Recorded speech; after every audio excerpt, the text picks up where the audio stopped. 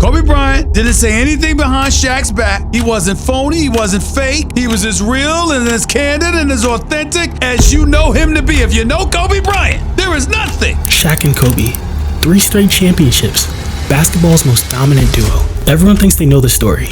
Massive egos, media drama, bitter breakup. But get this, their feud was completely fake. The real story isn't about hatred. It's about 2 legends who had to destroy each other to save basketball. And what I'm about to show you will actually change everything you think you know about the greatest rivalry that actually never existed. When's the last time you talked to Shaq, and did you ever apologize for those statements? You know, I haven't had the opportunity to talk to him directly. But if I do get that opportunity, I can try to track him down, but I don't have his number or anything like that, man. I was able to get a message to him. And if you ever argued about who was better, between Shaq or Kobe, you've been missing the entire point. The media sold you a lie about 2 players who quote-unquote couldn't stand each other. It's frustrating because every breakdown focuses on the drama, the fights, the quotes, the trade. But nobody tells you what actually happened behind the scenes. The mindset of Kobe, how different was his from everybody else? It was alien, like he was obsessed with being the best ever. I was obsessed with being the most dominant. He was obsessed with being the best ever. And sometimes you sacrifice a lot of things, and he did. All he did was work out. You're watching other creators blow up with surfer level takes while the real story sits right there, untold. And that's the problem. You're getting entertainment instead of truth. I've analyzed every interview they did together and separately, direct quotes from teammates who were there, plus the psychological research that explains exactly why their partnership had to end for them to both become legends. This isn't speculation. This is data pulled right from Shaq and Kobe themselves, including conversations some people have probably never heard. And I've been exactly where you are, thinking I knew the story until I dug deeper. Everyone focuses on the breakup. I'm going to show you the complete psychological journey in 5 parts that reveal why their quote-unquote rivalry. I'm gonna ask you a crazy question. After we split apart, were you trying to get more championships than me? Oh, absolutely. You were? Absolutely. I knew you were going to get one because of the energy, going into Miami and D-Wade and everything that was there. I knew you were going to get that one. So I knew I had to get at least 2 or 3. I wanted you to get that because I needed that. I wanted that. I wanted people to say, see, this is what they're missing here. This is what they gave up for. Kobe should have been the one to go. I needed that. It was actually the greatest partnership in sports history. First, the personality clash that made them unstoppable. Second, how the differences created 3 championships. Third, why success poisoned their partnership. Fourth, the moment they realized that they had to separate. And fifth, how their feud saved both of their legacies. Look, I'm going to break this down in a way that makes sense. No complicated basketball talk, no boring timeline stuff, just the pure psychology of what happens when 2 alphas are forced to share the same space. Think of it like this. Imagine the most naturally gifted person you know, working with the hardest worker you know. That's Shaq and Kobe. And what happened between them happens in every workplace, every relationship, every partnership, where greatness meets greatness. Here's what nobody talks about. Their conflict was written in the stars from day one. Not because of ego, because of psychology. Shaq was a genetic freak. 7'1", 300 pounds, could dominate without even trying. What was his approach to greatness? I'm naturally better than you. Kobe was a manufactured weapon. 6'6", obsessive perfectionist, and had to outwork everyone to prove he belonged. What was his approach? I'll outwork everyone who thinks they're better. Put those 2 mindsets together and you get what psychologists call competitive incompatibility.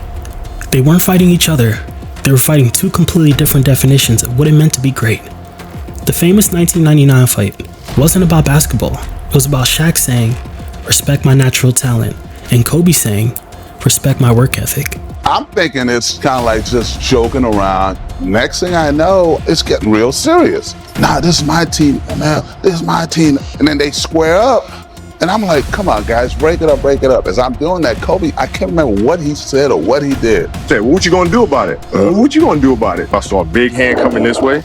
And I grabbed him, and part of the punch hit me right here. And then the rest followed through on Kobe. And then all of a sudden I'm like, you're holding Shaq. I'm holding Shaq. I'm fighting for life right now. Because I'm like, I can't hold this big dude. Neither was wrong. Both were right. And that's what made it impossible. But here's the twist. The fight actually brought them together. because they realized they both cared about winning more than being right. But what happened next created the most dominant force basketball had ever seen, and it wasn't what anyone expected. Enter Phil Jackson, the one man who understood their psychology better than they did. Phil's genius wasn't managing their egos, it was weaponizing their differences. The triangle offense was perfect because it needed both personalities. Shaq's natural dominance in the post, Kobe's manufactured perfection on the perimeter. They weren't playing together, they were playing as complementary weapons. Let's look at the 2000 season. Shaq averaged 30 and 14, won MVP. Kobe averaged 22 and 5 and became the closer. They weren't friends, they were something better. They were perfectly incompatible partners who made each other unstoppable. Look at this play. Western Conference Finals Game 7. Kobe could have shot it. You know Kobe would have shot it. Instead, a perfect alley-oop to Shaq. That's not friendship, that's understanding.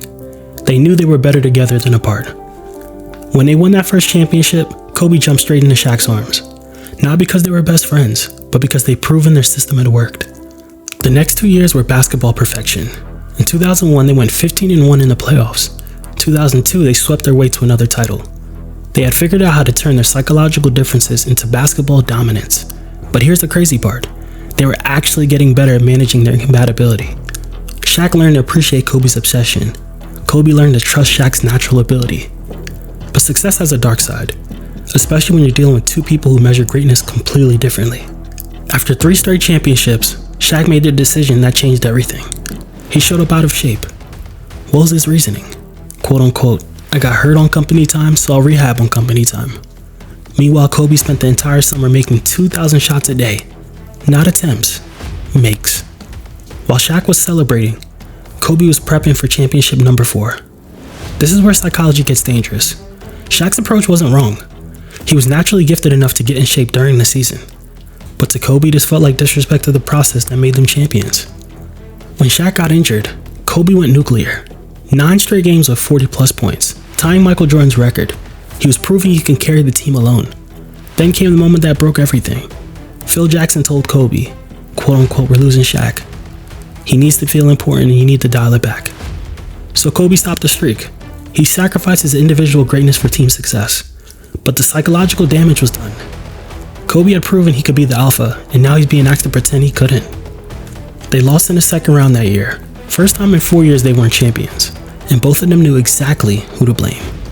Success had poisoned their partnership because it revealed the fundamental truth. They both needed to be the alpha, and there could only be one. But the real breaking point wasn't even about basketball at all. It was about something that revealed who they really were as people. The 2003 offseason changed how they saw each other forever. Kobe was dealing with serious legal issues, and he expected support from his teammate of 7 years. But Shaq stayed silent. Not because he didn't care, but because he was protecting himself and the team. 2 different approaches to crisis management. When it came back to the 2004 season, the psychological dynamic had completely shifted. Kobe felt abandoned. Shaq felt like Kobe's problems were affecting everyone. Then came the interview that ended everything.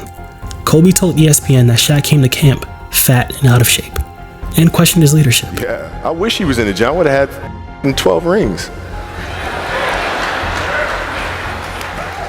He had the work ethic. Yeah, bro, listen, me and Shaq sit down all the time, and I say, dude, if your lazy ass was in shape. I hear you saying all the time, and he takes it. I tell him all the time. But the real damage was calling him childish and jealous. Shaq's response was instant. If he doesn't like it, he can leave. This is my team. Here's the psychological truth.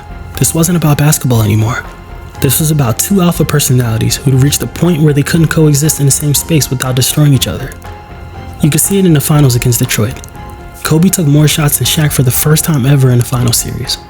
They lost in 5 games because they were playing as individuals, not as a team. After the loss, both of them knew it was over. Kobe had proven he wouldn't be the sidekick anymore.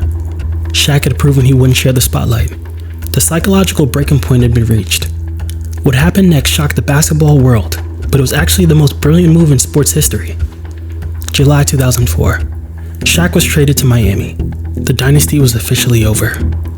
Most people saw this as a failure, but here's the contrarian truth. This split saved both of their legacies. Shaq went to Miami and proved he could win without Kobe. 2006 championship, Finals MVP at age 34. He showed the world his natural talent was enough to carry different teammates. Kobe stayed in LA and did something even more impressive. He proved he can carry a franchise alone. The 81-point game, back-to-back championships in 2009 and 2010, Finals MVP both times. Here's the breakthrough. They both needed to prove that they could succeed without the other. Shaq needed to validate his natural approach. Kobe needed to validate his manufactured approach. The real reconciliation started in 2009 when they were all-star teammates again. They were co-MVPs and Kobe gave the trophy to Shaq's son. That moment showed they had both gotten what they needed: individual validation. When Kobe won his 5th championship in 2010, he said something that revealed everything. We know what it means as a team, but what about individually for you? Just got one more than Shaq.